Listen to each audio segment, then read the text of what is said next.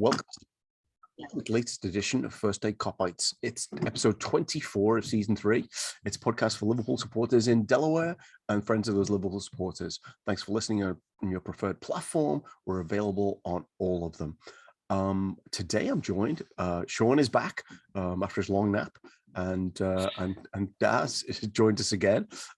Missing Hytham, Justin, and Enrique, but hey, maybe they'll join us next time we record because there's obviously a break after this segment. It's been a busy week. It's January 23rd. Reds have been to London twice in a week. They're in their League Cup final. And I'm really uncomfortable calling it the Carabao Cup. I much prefer the Rumbelows, Capital One, Littlewoods, Milk, Worthington, yeah, etc. Maybe we should just call it all of those things. Maybe there's an abbreviation. Anyway, we're in, and we've got City's lead in the Premier League to 9 points. And we have a game in hand and a chance to play them at the Etihad in April. Let's start with today.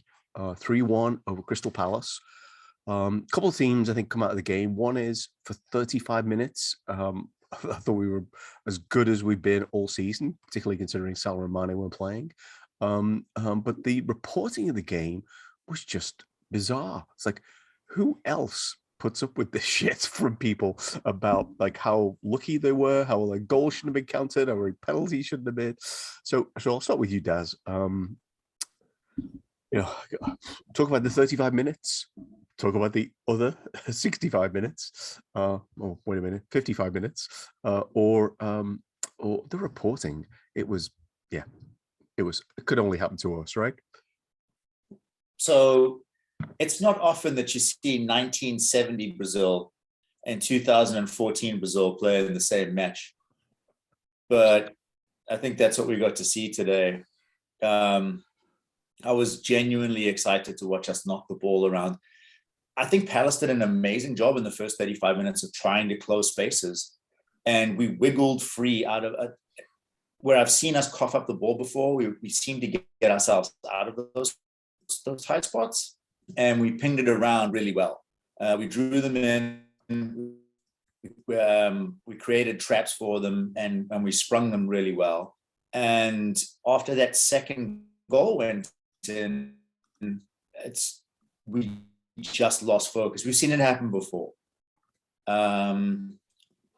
Most notably in the home leg against AC Milan. And it's what it felt like happened after we scored our second goal. I think, Sean, you were talking about this in our thread. It just felt like it was, and we mentioned this before. I don't think Palace is a terrible team at all. I think that they've got some really good young talent. Elise specifically looked really, really good. And obviously Conor Gallagher, but he's just on loan, right? He's a Chelsea kid. Yes. Yeah. I think that if he sticks around, I think Vieira's he'll do some great stuff with this team. I think that they'll be, if they keep along this trajectory, I see them being like upper middle, and maybe even pushing for spots in the expanded European competition format in the next couple of years. That's of course if he can hold on to it, because they might become a selling club. I don't know, but regardless of Palace, I thought, to your point, Paul, we were really, really good. And we gifted them a couple of opportunities in the first half, specifically the one where Bobby got the ball in the midfield and he just misplaced that pass. 2 passes later, they're in. Ali gets one, he brushes off the inside of it. Like they go, who also went around him? Mateta went around him and he got a chest on it and went out wide. And then there was the one, obviously, from Joel. I don't know what's happened to him the last couple of weeks. I think maybe he's getting high on his own supply. There's been a couple, I just think that he's reading all the stuff in the social media about how everyone wants to dribble forward like the baby giraffe and bin it. But he's just seemed a little off. And I think I said this to you in the thread. I think that he's maybe 2 games beyond where, like, his comfortability level. I thought that Konate might have been better in the second half, similar to what happened when we played Arsenal earlier in the week, just bring it in and close it down a little bit. And Palace's goal was always coming. There was enough warning signs They almost scored in the first 2 minutes of the second half. There was the back heel that Ali got down and saved. Having looked at that again, I think Ox might have cleared that off the line. I think he was there and thereabouts, but still, it was a fantastic save nonetheless. Yeah. And we just completely went to sleep, and it was a really simple ball and a very clever run from whoever was at Mateta again. He broke the line. Yeah. It's just we just fell asleep. Go ahead, Paul. Well, so just because I think there's a few things about all of those chances they created. And I mentioned this before we started. It was interesting when I think Palace had an injury, and so Klopp had the chance to talk to the team. It was Jones and Henderson he was talking to, not to anyone in the defence. So I do think, and he talked about in the post-match interview about not being compact enough after the 35 minutes. So I think his view. So Matip gave the ball away, yes, but I think his view probably was that Matip and Van Dijk were left exposed at times by not closing down passing lanes and creating, having the things they never had in the first 35 minutes available to them. And to your point, they're not a bad team. Well, it's like, I think it bears mentioning Curtis Jones in all of this. I think he's going from strength to strength, but he's still making some very rudimentary decisions. Agricultural decisions, I guess. He's a very intelligent player, and Sean was talking about this earlier before we went on here, but he's one of those players that loves to be on the front foot.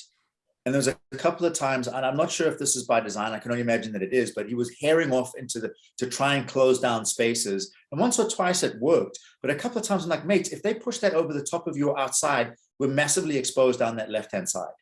Yeah. And he did it more often enough, and I'm like, this is where we just need to start to be compact and then choose a better time to spring the press. And he was just head off like a Labrador puppy a couple of times. I'm like, and maybe that's what Klopp was talking about in terms of not being compact. As a couple of times we kind of exposed ourselves where we didn't need to, specifically when they went too up top. Yeah. Because in the first half they barely got a sniff, and when they did get a sniff, it was because it was like some sort of fundamental error that we'd created. So hats off to Vieira, but again, and I know Klopp likes our guys to make on-field decisions. He doesn't want to overcoach them, but I think at that point I don't think the subs made us any stronger. I'm struggling to see what Firmino actually brought.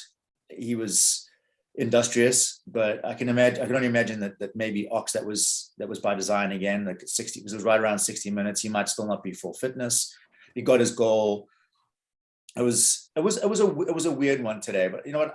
By and large, I'll take it. There's been enough of those where the bounce of the ball has gone against us, and I'm sure we'll come on to talk about the penalty decision. Yeah. Me personally, letter of the law, I'm almost guaranteeing that they're correct, but and I've seen it on numerous places on social media. If that was us and we were 2-1 down and we were pressing and looking for an equalizer, and they gave that against us, I'd be fuming. Yeah. I think that's fair. Actually, I mean, I think there was such a difference in this game, though, between the 35 minutes. So you talked about the Jones pressing, but that was later in the game where it didn't look to me like they'd identified, like, what's the Linders thing about you kind of, you identify the fall guy, there's a word for it, like the one you press. It didn't seem to me that, like, maybe Palace have not got someone, so that's why they were herring off after the goalie or whoever it was. I'll go to you next, Sean, because I know you've got opinions about some of the coverage of this game. But it was interesting. I thought it was interesting that I read that Liverpool had 7 successful steals in a Palace third in the first 35 minutes, which like, I mean, that's how it felt. It felt like the pressing was working really well. And then, the one thing we haven't talked about is they played an important game. Turns out an important game less than 72 hours ago. Mm-hmm. So one suspects fatigue played a big part in that last 55 minutes.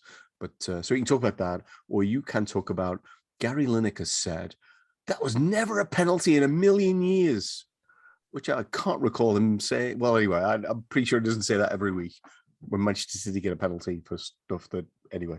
Yeah, I mean, it was a really weird game. Like, we started off, like you said, Paul, I thought we looked awesome the first 35 minutes, and it was like after we got that second goal, and I'm really interested to watch this one back, actually, because I feel like Vieira did make a couple of tactical changes. I can't tell you what they are without watching the game back again, but it did seem to change the match, and we didn't seem to be able to adjust. And I think that's probably what Klopp talking to Curtis and Hendo was probably about.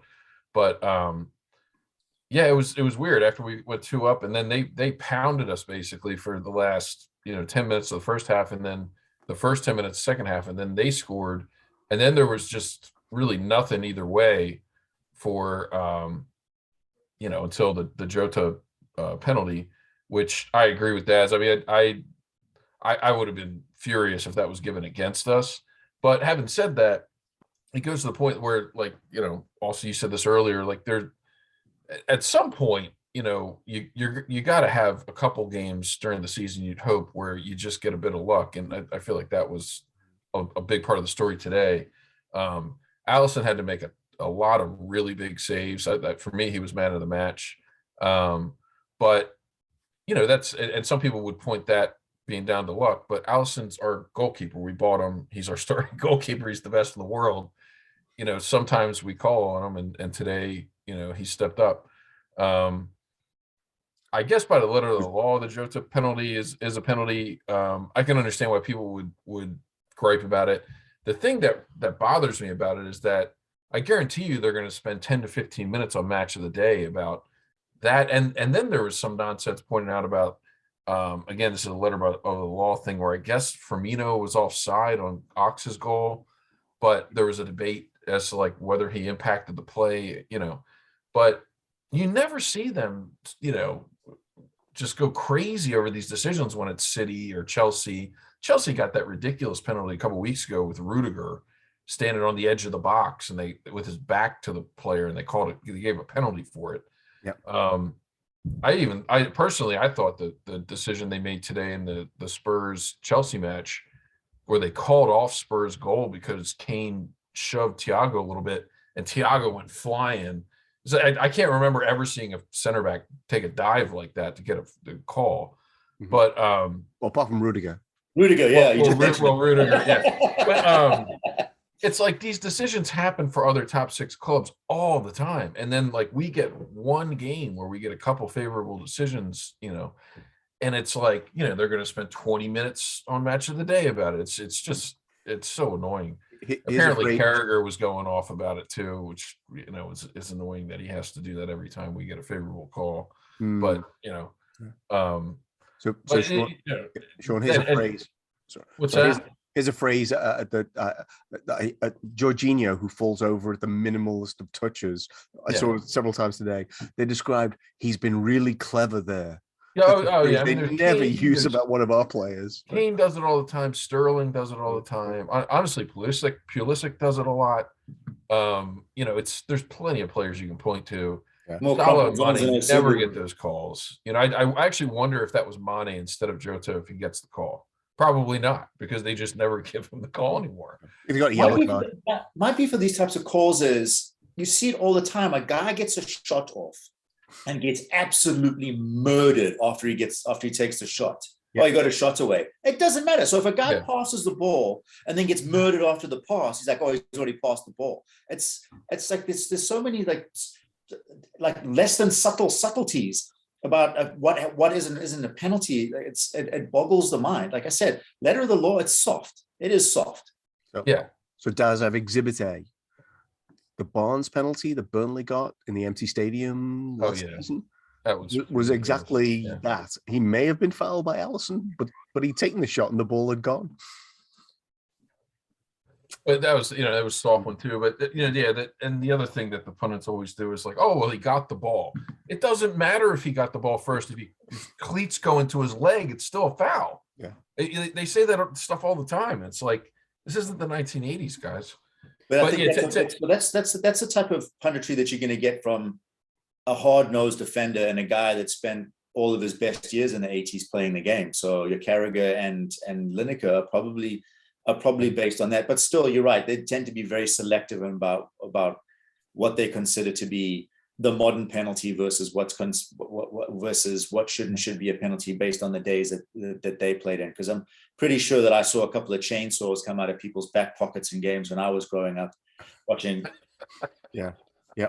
Anyway, I mean, overall, I thought it was a weird game. I think we got lucky at times, but it's well deserved. There's been plenty of games this year where we've, created had way more chances, and we end up with like a draw or something like that. And this was the flip side of that. Like we, on the XG, it was basically tied, and most of ours was from the penalty. So, that's just sort of luck evening it out a little bit. Just the way I look at it. I mean, and that's easy to say as a fan when you're on the winning side, but I do kind of feel like, fortunately, a lot of these matches when Mane and Salah have been out, we've kind of gotten lucky at times, where we don't always get that.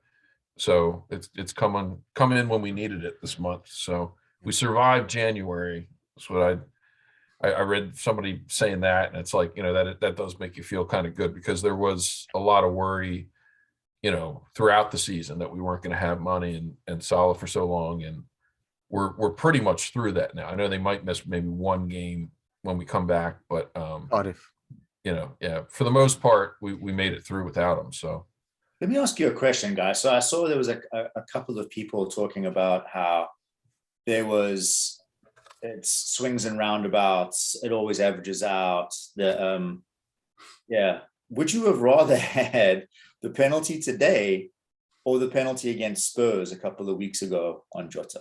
Oh, good question. I mean, I would have rather had the penalty against Spurs, because who knows how that would have impacted the play the next couple of weeks. I feel like it was a big letdown that we got a draw out of that game for us.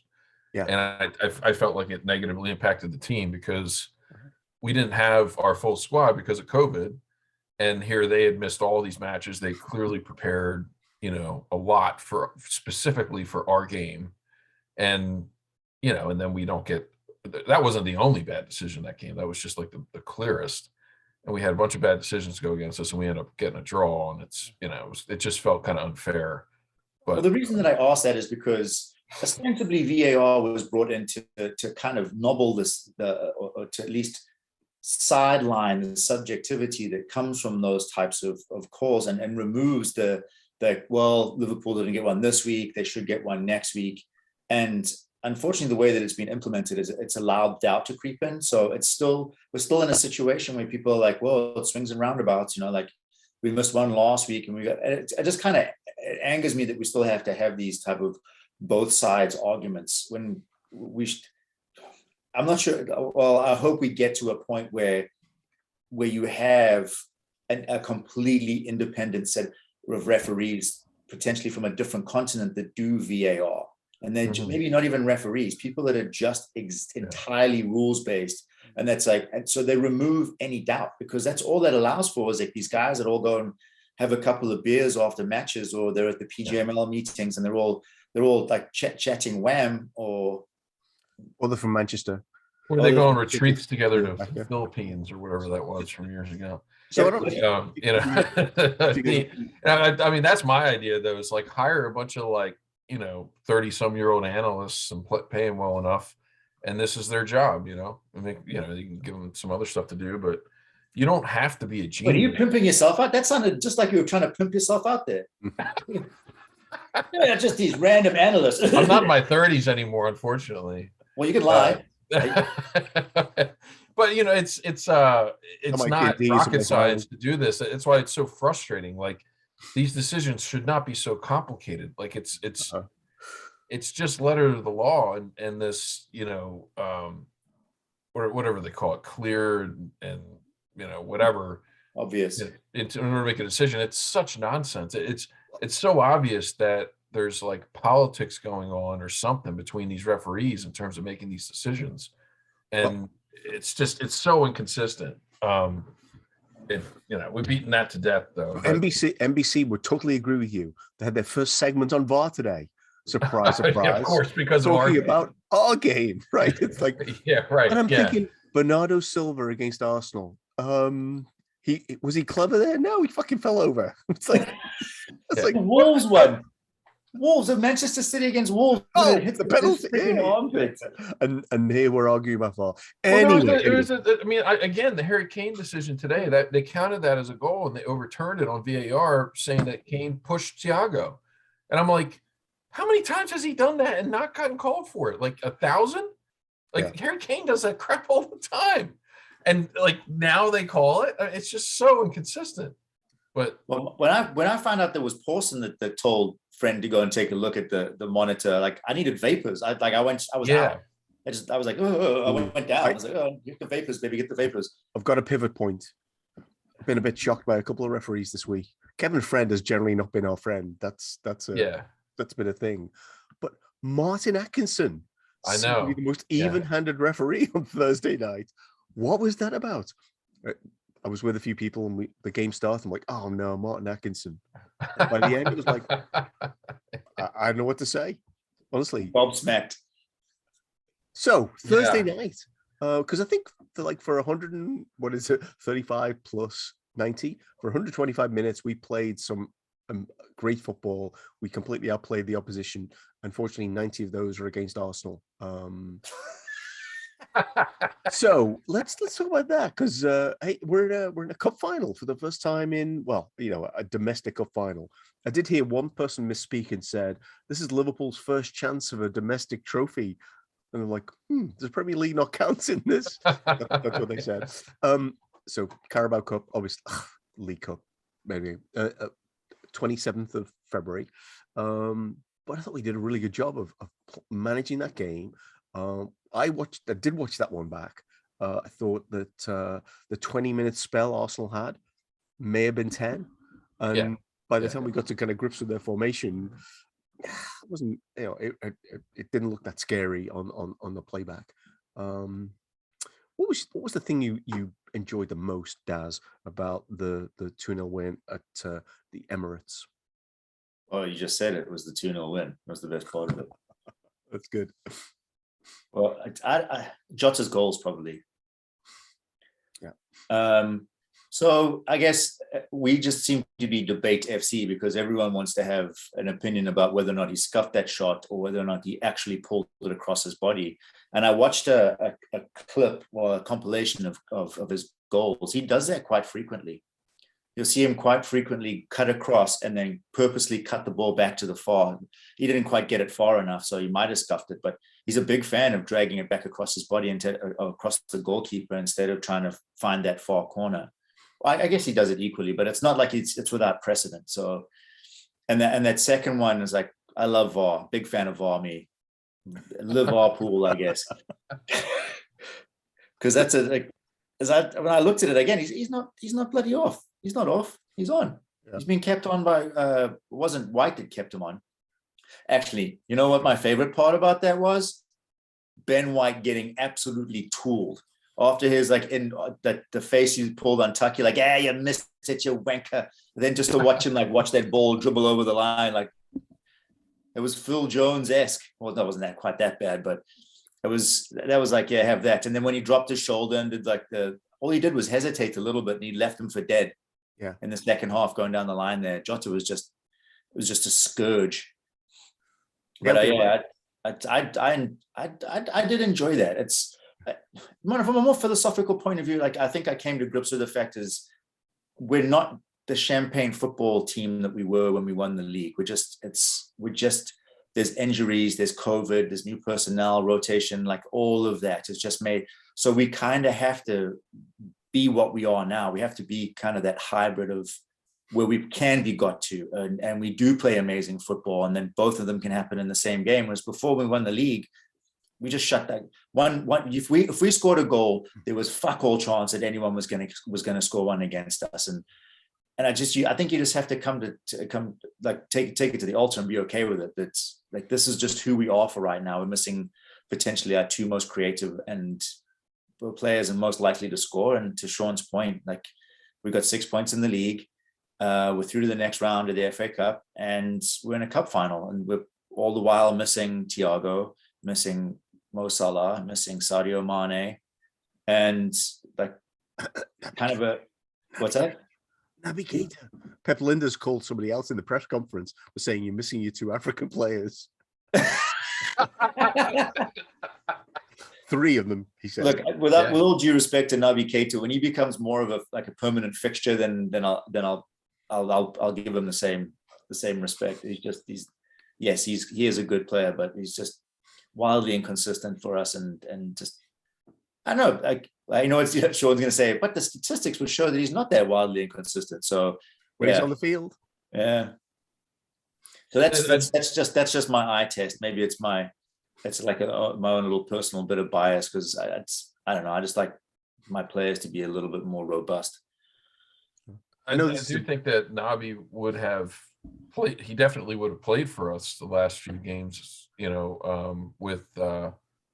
With Thiago out. I mean, he's probably our next best option in that left-sided 8 role. So, not that he always plays there when Thiago's out, but we definitely could have used him for some help in the midfield the last couple matches. That's when he scored that corker. I was like, Naby, what are you doing? You could definitely be playing for us right now. So, yeah, he scores a goal of the tournament in AFCON. Very FIFA, right? But he scored a couple of those for us this year too, though, to be fair. He did, to be fair. Yeah. So let's retrieve ourselves from the Naby Keita.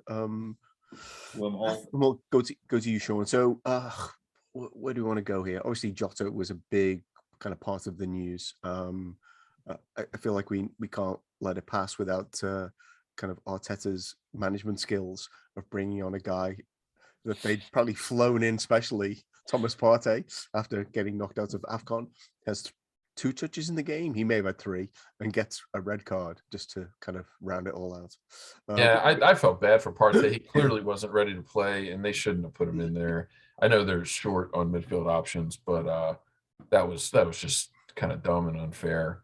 I really enjoyed watching back Jota's first goal, where he basically puts Ben White on his pants, and then the goalkeeper, what is he doing? Let's talk about oh gosh, what's his name?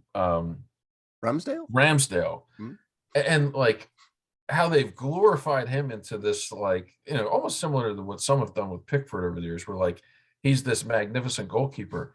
He was crap. He was not good in that game. And especially for that first goal, it looked like I couldn't tell what he was doing.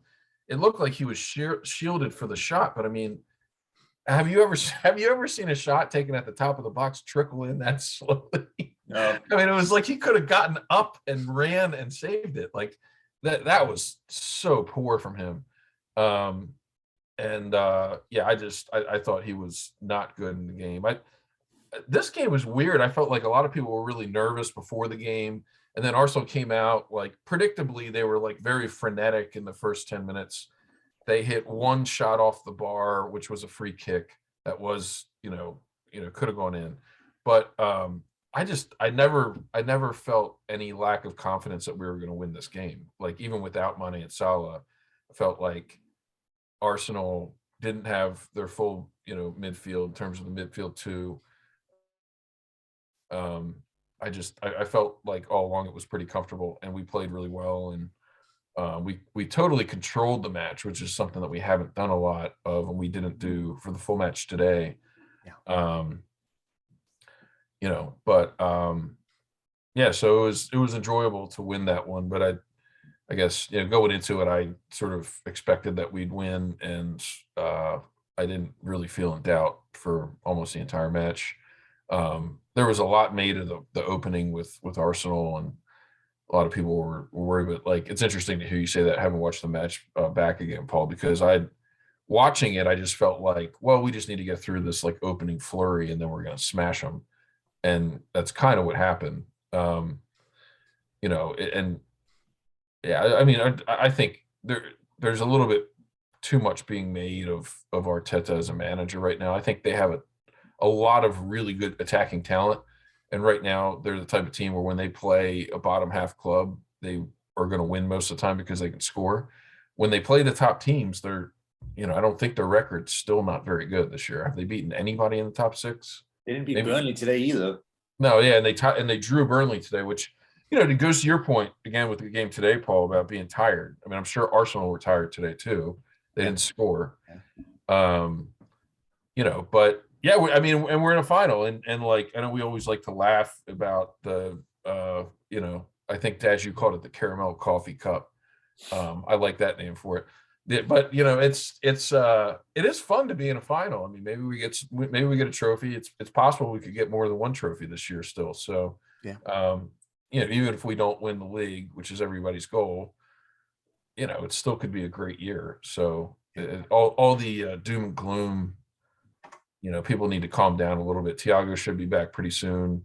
Nabi and Mo and Mane will be back, and hopefully we get back in a rhythm after the long international break coming up. So let's talk a little bit about the future. So obviously, so I did hear Sean Rogers, a friend from the Anfield Wrap review show, talking about how the problem with that game was it demonstrated clearly that the idiocy of not playing a low block against Liverpool, because if you leave them spaces, then they'll cut you apart, which I think unfortunately was true. Fortunately, I think Palace are not a low block team anymore now that Hodgson's gone. So, but looking ahead, February's got a lot of different competitions going on. We've got FA Cup game. We've got at least 2 league games. I'm still not quite sure whether there's 2 or 3. We've got the final, and Champions League is back against Inter sometime late in the month. I personally feel like these were the games where things could go badly wrong here. Feels like we're nicely set up for the next 4 months. Daz, I'll go to you. What are you looking forward to most, I guess, in February? Probably the return of the Champions League. Well, having said that, probably the return of quite a few of our guys that have been out. By all accounts, barring any major setback, it looks like Thiago will be back. It looks like young Harvey is ready to play again. And I know that the praise that he got from Pep Linders was absolutely glowing. Apparently he's like, the football brain hasn't changed at all. It's just we have to get him back up to speed. So yeah, I want us to test our mettle against Inter, because Inter, I believe, is in top of Serie A right now. Or they were the last time I checked. Yep, they are. Yep, they had a sneaky win over the weekend, I think. Yeah. So I'd like to see young Tyler Morton go in there and boss it again, but I don't think that's going to happen. We got the Carabao Cups about at the end of February too. I think I shared that thing with you, like Urkel and then Stefano Urkel. So the first 6 rounds of the Carabao Cup, no one really gives 2 shits about, but when there's maybe 3 shits. But when you get to the final, it's silverware. And I think that they made this point on, it might have been Paul Cope. He's like, look, it's still silverware. It's still something that you can crow about. It's still something that you can hang your hat on, quite literally. And it can be something specifically at that point of the season that can spur you on to different heights. So it's silverware, and this team was built to bring back silverware. And I forget who said it, but it'd be I think it was actually one of the players. He said it'd be a real shame for a team that's this good under Klopp to not win more stuff. Yeah. And hopefully we'll shore it up. I think that the 2 weeks off is something we can't sneeze at either. I think a lot of these guys need to rest and recharge. And I know that we've had issues in the past where we talk about how sometimes being out of rhythm, it takes us a second to get back into rhythm. So that's maybe a minor concern, but I think that the rest will do us good.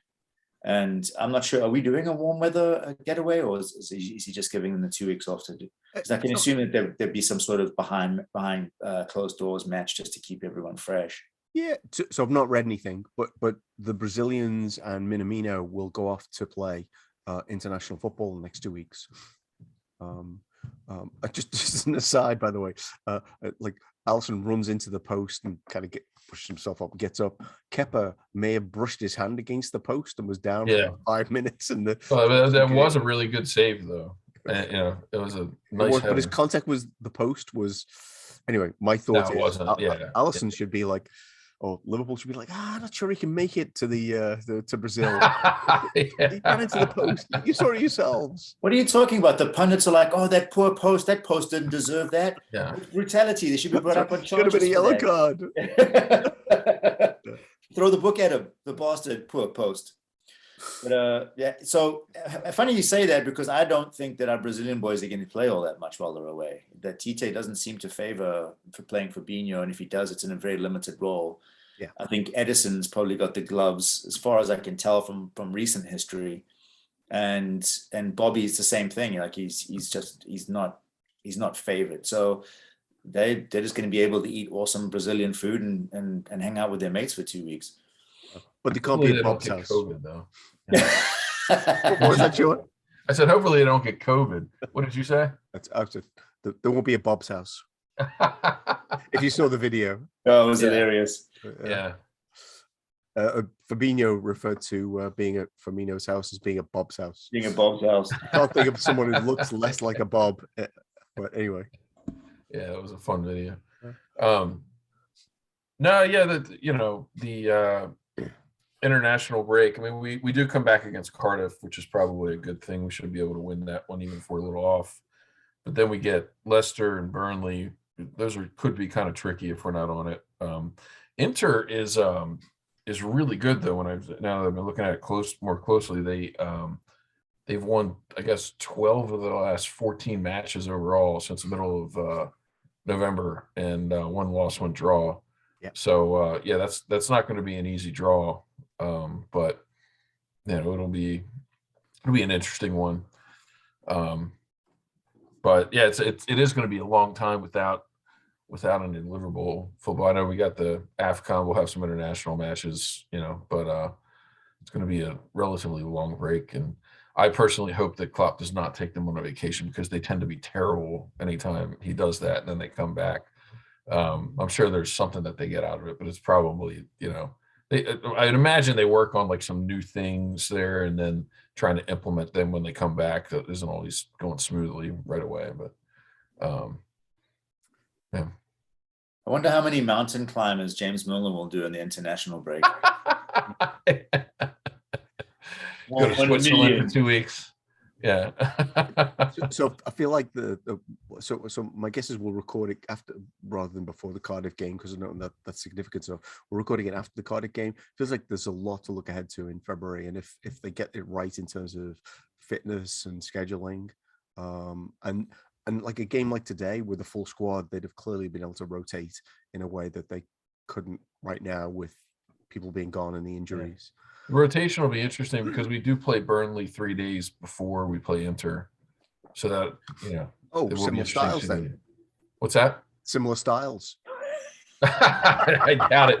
I mean, that might be the one thing. I mean, like Inter, they do have really good center backs. They have a really good midfield. They can hurt you, but I'm not familiar with their style. But if I assume they don't play a low block, which usually plays into our hands. So yeah, I think at this point, any team in La Liga that we play, we should be able to, like, Serie A.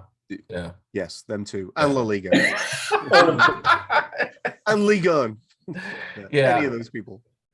But obviously we have to play better than we did, I think, in the tournament 2 years ago, when we played Atletico. But anyway, I want to do one more round, because a couple of things have really fascinated me this weekend.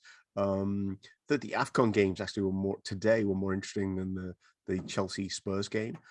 So could touch on AFCON. We had a lot of conversation this week about a Simon Hughes article in The Athletic, which seemed to be calling into question Klopp's honesty about integrity. Yeah, which I really didn't care for. So that's an option. Like Simon, didn't enjoy the article. Yesterday evening, I spent a very funny hour listening to Toffee TV, which, for those of you who don't listen regularly, is like a really sound, I think, Everton podcast. And oh my goodness, they were like, they were really on the edge of, we're the new Sunderland, we're the new Sheffield Wednesday. If we go down, we're not coming back. It's all a mess. That's a topic. And then this is just for Sean. So how sorry do you feel for Tommy Tuchel? All those injuries. Oh, the tiredness. Oh my goodness. It seems so unfair for a squad of 45 players, all of whom cost a minimum of £50 million each. So I'll go to Daz first. Well, Sean quietly fumes on the Chelsea story. What do you want to pick up on? Toffee TV, AFCON, Simon Hughes? I'll start with Thomas the Wank Engine. Oh, okay. He really is a pillock. I think that it's a deflection technique, isn't it? Just to be able to try and justify why Roman shouldn't press the trapdoor button. Because let's face it, I've seen other managers get fired on current form, regardless of whether they won the Champions League. Well,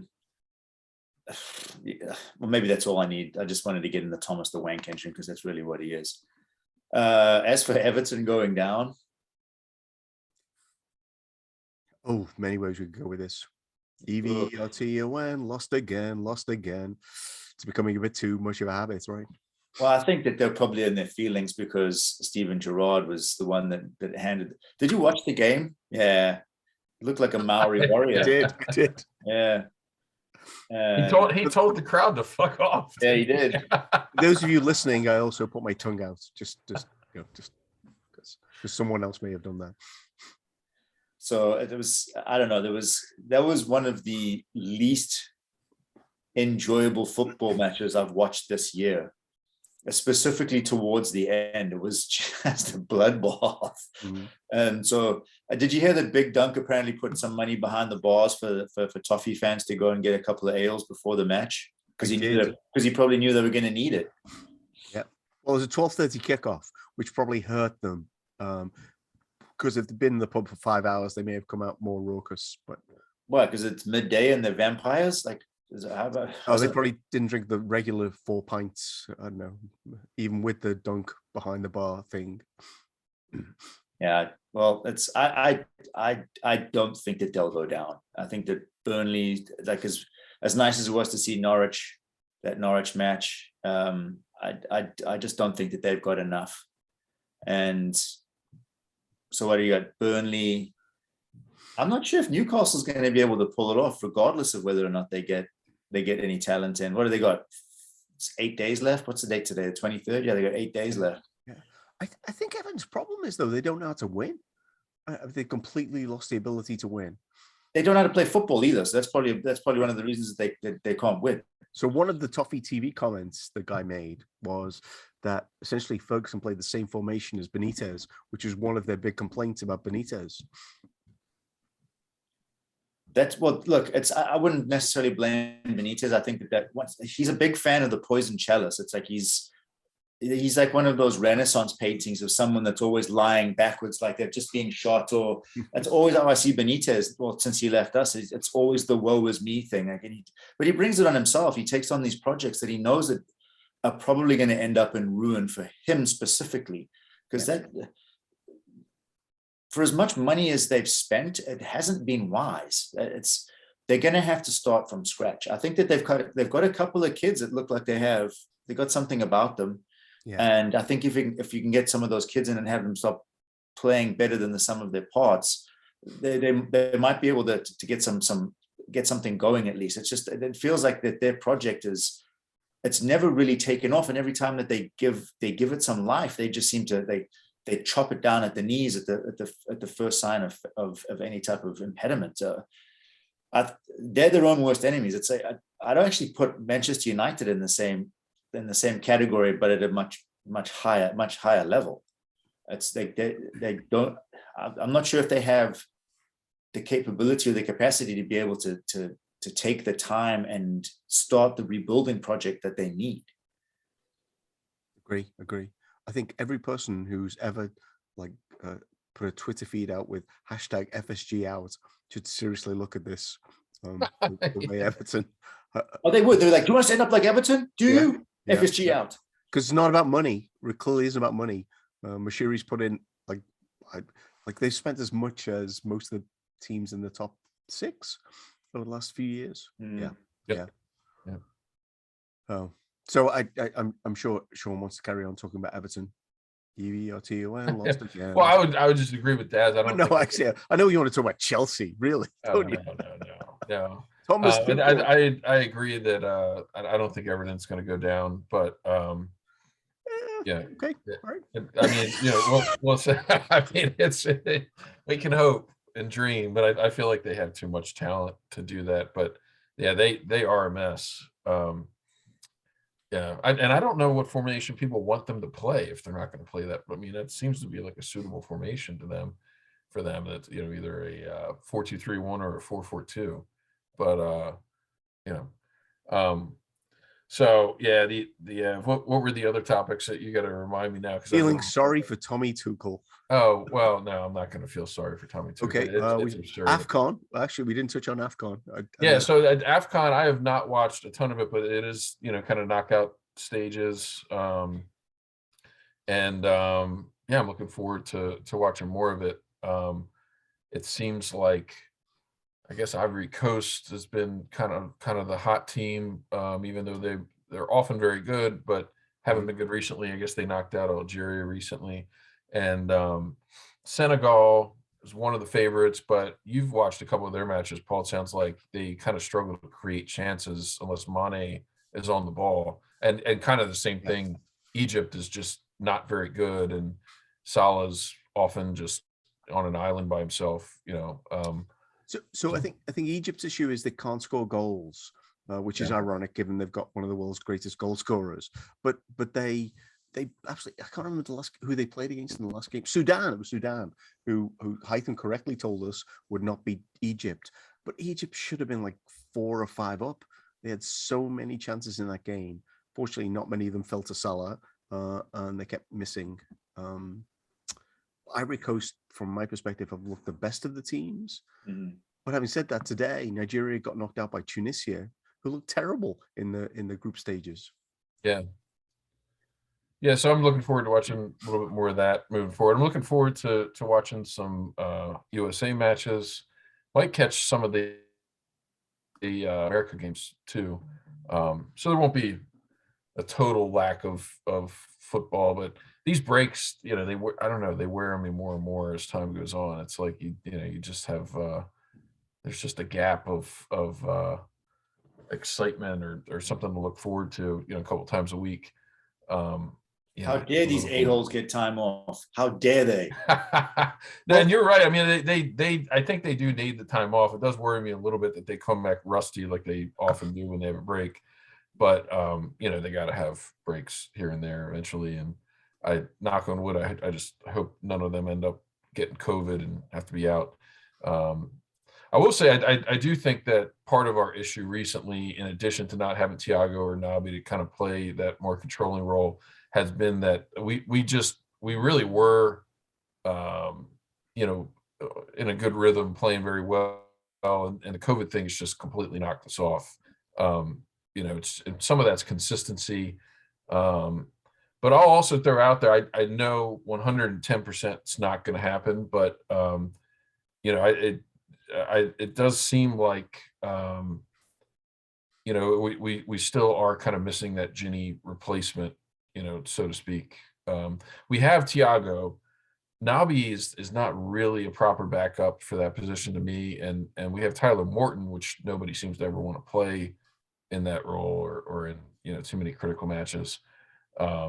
So I guess to me, looking forward, I'm hoping that we are going to bring in another center mid at some point, probably in the summer. But to me, it feels like that role in our team is just lacking. Anytime we don't have Thiago, there's just something missing, and it's like we don't have that type of player in the team. We have a whole bunch of players that are kind of more good on the front foot, kind of attacking, like Curtis, Hendo, Nabi. We don't have the kind of control that Jenny brought us. So I overall this past month, in addition to kind of surviving without Mane and Salah, I think at times it's also highlighted that. So Sean, it's interesting. I don't think I'm misquoting him, but I think Sean Rogers said the performance that Curtis Jones put in against Arsenal in the first leg, if that had been Genie, people would have been like, Genie had a really great game today.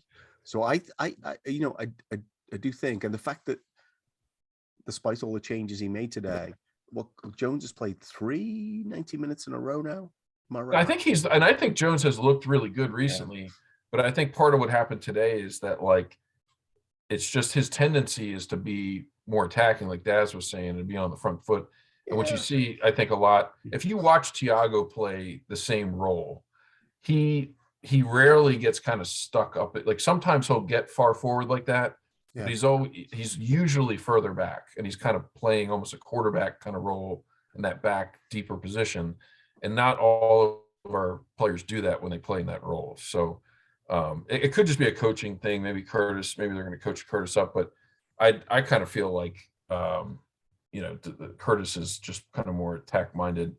He does have the ability to play wide left too, but I think for Curtis, and again, Paul, I was going to go back to what Sean Rogers was saying. It's like he's still young. Is he 20? 20, yeah. Well, Sean Rogers said, I'm saying this, like he's learning to play in probably one of the most difficult midfields to play in world football. Mm-hmm. And he's had to rewire parts of his footballing DNA. And it's going to take him a second to get it right. Genie, we kind of got, and I think that he was almost fully baked as it was. I think the dough is still rising, to really labor an analogy for Curtis Jones. He's young. And so you're seeing these nascent shoots of the player that, because I think anytime we used to watch Curtis, the Curtis that we know and love, the shackles were off. It's like, just go and be Curtis, run around, take the ball at people, step over. Now he's being asked to learn the role, and you can see the maturity is creeping in, despite his best is interested in make sure it doesn't, Curtis, that is. But so there's parts of his performances that are super polished, and then some of it you're like, yeah, no, you're right. I mean, it's a good point, Dad, because they were, I think they started to do that last season, actually, where he played that left side role, and they were almost like coaching him up to be almost, like a Ginny type player, I think, towards the end of the season. And then, this season, he hasn't really gotten a good run up until very recently, it seems.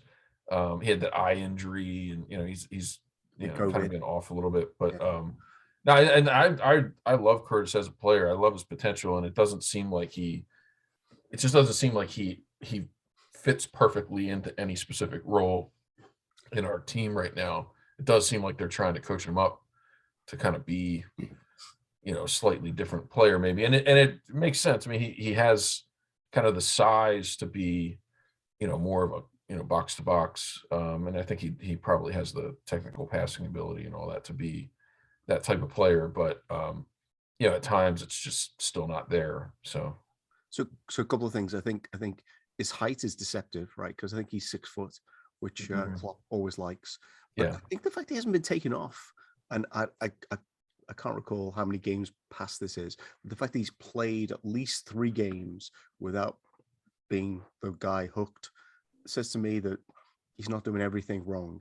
There's definitely, he's doing mostly the right things. Yeah, and we don't know what instructions he's given you. That's the thing. Like, I always go back to kind of like what I remember, Ginny doing kind of in that role for a long time, and Thiago does it differently, but kind of offers the same types of things in terms of just kind of understanding and knowing when to slow the game down, when we need more control. And I felt like, particularly today, in today's match, that was just totally lacking. Like anytime we'd get the ball, it was like hurry up and go, try to get a third goal, rather than just like, just taking a little bit of air out of the ball, passing it back, circulating around, getting it over to Trent like we, normally do. It just, at times it felt like we just didn't have that control again. And I'm not putting any blame on Curtis. It's not, he just needs to, it's not naturally been, I think he came up as a left winger basically through the academy. So he's just not been that type of player. He's got to learn it. But, it is something to think about. I mean, we've talked about before, Milner may not be here after this summer, and some of the squad is getting old. I mean, I would like to see, I would like to see some of it addressed this summer. I think our midfield depth, maybe Nabi stays, maybe he doesn't. I think Nabi kind of technically fits in that right side role a little more, but there's not really a spot for him with Hendo there and Harvey potentially there. So maybe that's the move. Maybe we sell Navi and bring somebody else in that can play that left side role more. I don't know. But whether it's Curtis or somebody else, we need somebody else other than Thiago that can offer us sustained. So Sean, I feel like you've started a brand new show that we're go down the path on. Like, sorry, I mean, the one other thing I want to mention is I kind of feel bad for Simon Hughes because he is a friend of the pod, and I really like him. I like his writing. I did read that article, and to me, it just seems like I don't know if he's like coerced into doing that for the Athletic, for clickbait, whatever. Klopp did kind of trash them back in October. Or James Pearce, I think he was. Yeah, but he called out the Athletic. He didn't call out James Pearce. Yeah. So it's kind of sad and unfortunate. Like I said, I kind of feel bad for him because we know, he lives in Liverpool. It's got to be. I'm sure he got some backlash for it. But it was kind of a poor, unfair article, which is not the norm for him. So yeah, well, that's why I'd say it's probably more the Athletic than it is the journalist, because as Paul just pointed out, Piercy has kind of fallen in people's estimations for the same reason. It's like you see these hit pieces that they seem to want to put out for clicks and for comments, and it's the Athletic used to be. We had high hopes for them because they weren't shock jockey clickbait ass clowns. They were thoughtful, they were measured for the most part across all of it, and now it just feels like maybe the chickens have come home to roost and they need to pay bills, I guess, and so they're doing what everyone else does. Well, they were bought out by the New York Times recently, so that could be good or bad. Let's see how that plays out. Maybe if they get a little bit more backing from the Times, they can kind of go back to thetheir original format. Well, I think their issue is though that they thought they were going to separate themselves from Twitter, and if you look at some of the comments, like in like any of the Liverpool posts about anything, like there's always some jerk saying Liverpool and about why are the Scousers always complaining. Like I don't know if these are the same people, but it feels a bit like Twitter echo. So I still think there were some great pieces written in there, and I think some of the analytics they do are great. Yeah. But the comments, I turn them off for all people, actually, frankly, because that just descends quickly. I wonder if we'll ever get to a point as a species where we're like, nah, fuck that, and just turn it off. I remain forever hopeful because the good thing is, like in the recent past, I've become way more impassive when I read stuff like that, because you're like garbage, bollocks, bullshit, clickbait, blah blah blah. You're like, and every now and again you'll find like this one like this. It's almost like the rose that grew in the mud puddle, where you'll have two people that seem to be having a full go at each other. And we're like, well, I kind of agreed with your point. Well, thank you. I agree. Thank you for agreeing with my point. Like, it was a great point. Like the person, and sometimes you're like, well, up yours. I'm like, but I'm agreeing with you. Oh, I'm sorry. I'm so used to having to defend myself from dickheads. Like I immediately assumed that you were attacking me. Like, no, that was a great point. And then someone will come and shut both of them down and I'll start all over again. Yeah. The back and forth and the arguing, it's just not healthy, but, I feel like it's what it is right now. To turn things healthy, we should probably call it quits. Probably about time to wrap up today's episode. So Reds had a great January, turns out, despite the things we might have expected to go on. Excited for the 4 competitions that we're still in. We're in the final in 1. We hopefully will be in St. Petersburg in May. Maybe that's a big shout, given we've got a few rounds to get through. And the league is still in play, apparently, because Manchester City, despite playing the best game all season, could only manage a 1-1 against Southampton. We will be back in 2 weeks after the Cardiff game. I don't think it's worth previewing that because I don't think we know that much about Cardiff, and who knows what our team will be anyway. We're in Wales. They are in Wales, yes. Yeah. Oh, so Cardiff, the city, and they have a very fine stadium, right? The Millennium Stadium, very fine. The team itself, not doing very well, I think, in Championship. Anyway, thanks, Daz. Thanks, Sean. If you enjoyed the podcast, please share it with a friend. Follow us on Twitter. We only retweet and retweet from sources we think are credible, and apparently the Athletic has dropped off our list.